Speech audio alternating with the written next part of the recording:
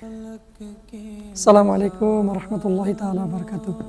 আল্লাহ তাআলার পাক কালাম ঘোষণা দিচ্ছে, লাকাদ কানা লাকুম রাসূলুল্লাহি ফি উসওয়াতুন হাসানাহ।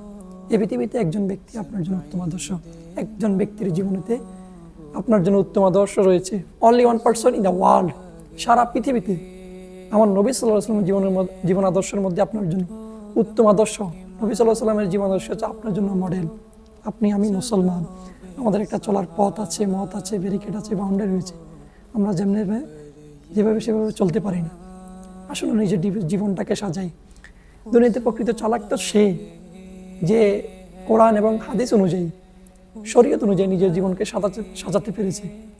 এটার মধ্যেই কামিয়াবি।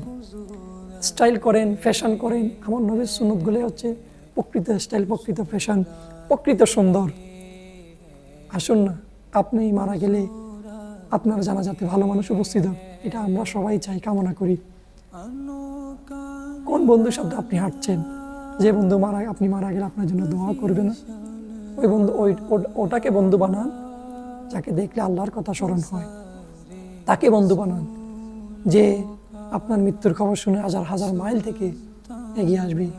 হাদিসে মুবারাকায় দেখা যায়, কোনো বান্দারা জানা যায় যদি 40 জন এমন মানুষ উপস্থিত হয় যারা কখনো শিরিক করে নাই, আল্লাহর সাথে কাউকে অংশীদার করে নাই, আল্লাহ পাক সুবহানাহু ওয়া তাআলা ওই বান্দাদের উসিলা হলেও ওই বান্দাকে মাফ করে দিবেন।